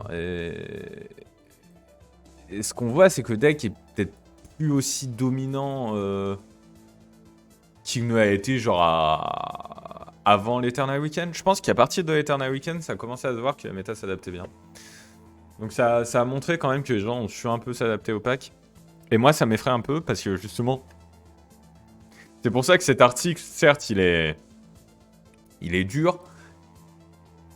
Mais ça m'étonne pas de le voir fleurir en fait. Parce qu'il y a vraiment une question où tu te dis, bah, si la méta s'est bien adaptée, pourquoi on bannerait Ragavan en fait? Et j'avoue que ça m'effraie un peu parce qu'il y a vraiment un côté pas fun à Ragavan. À jouer contre, à jouer avec, c'est bon, il n'y a pas de souci. Et j'espère que malgré le fait que le win rate ne dépasse pas 55%, les équipes de Wizard, ils vont comprendre quand même qu'au-delà de ça, t'as une bonne part de la communauté qui en a trop marre de cette méta, qui est saoulée. Ragavan, ça crée un sentiment de frustration comme aucune autre carte en fait. Calice, certes, ça frustre, mais tu mérites en fait de te prendre Calice. Tu peux prendre un deck qui se prend pas Calice, hein, enfin, ça existe. Donc, c'est des cartes qui restent ciblées en fait. Les combos, on sait que ça existe aussi. Ça a toujours été le cas. Alors, je suis d'accord que Doomsday c'est pété. Moi, je. Faut pas ban Ragavan, faut ban Shaman. Ah ouais, mais alors toi, tu vas pas te faire des potes. Hein. T'es un fou. Mais. Dieu sait que je kiffe Shaman. J'adore cette carte, mais faut pas. Voilà. Exactement. Je trouve que la réponse que tu donnes, Flashback, elle est plutôt bonne. Je pense qu'il faut laisser Shaman. Ouais, c'est ça. Il faut laisser Shaman où elle est. C'est très bien. C'est très très bien. Malheureusement. Pour la même raison qu'on a ban Astrolabe finalement. Enfin, Astrolabe, une carte que j'ai complètement détestée d'ailleurs. Mais voilà, pour revenir sur le vif du sujet, effectivement, il dit les trucs frustrants. Moi, j'avoue que Doomsday, je déteste ce deck. En ce moment, il est pas pété, donc ça mérite pas des bans, mais... En fait, j'aime pas les cartes, et du coup, ça rejoint la raison pour laquelle j'aime pas Ragavan. J'aime pas les cartes qui empalent des jeux qui ont juste rien demandé, en fait, quoi. Autant Réanimateur, tu peux le gérer en post-side, autant Doomsday, il y a des jeux, ils peuvent rien faire. Ils peuvent rien faire, parce que la mécanique de Doomsday est une mécanique que je qualifierais de odieuse. Qui est de gagner... La seule pièce de hate contre Doomsday, c'est Torpor Orb. C'est la seule. Il y a absolument rien d'autre. Et c'est pas normal que Doomsday soit aussi efficace, je trouve.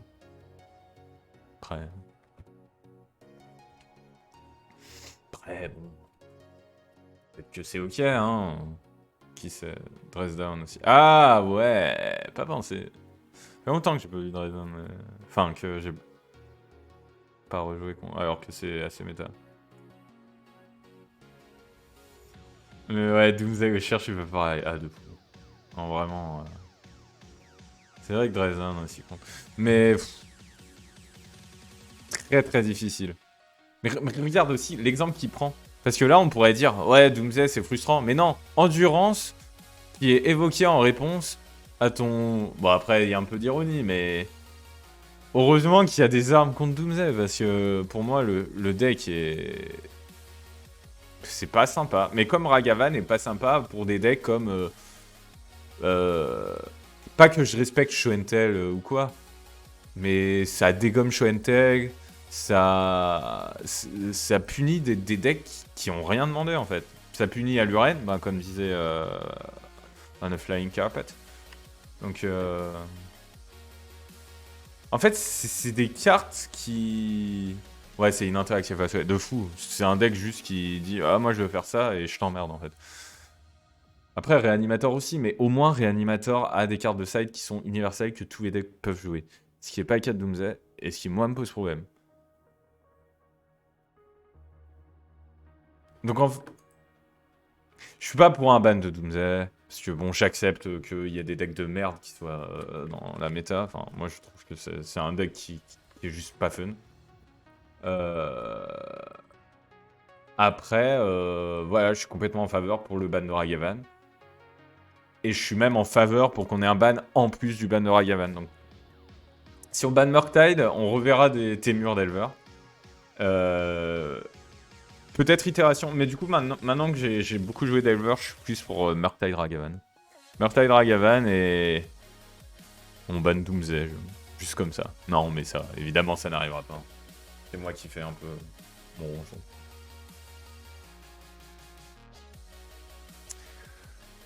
Bien, je vais arrêter pas le stream, mais l'enregistrement YouTube. Comme ça, je le mettrai sûrement du coup, sur ma chaîne musique, mais en non répertorié. Pour l'instant, j'ai pas prévu d'ouvrir une chaîne YouTube de Magic, donc, mais je verrai peut-être que je dépasserai à terme. Donc je vais arrêter là.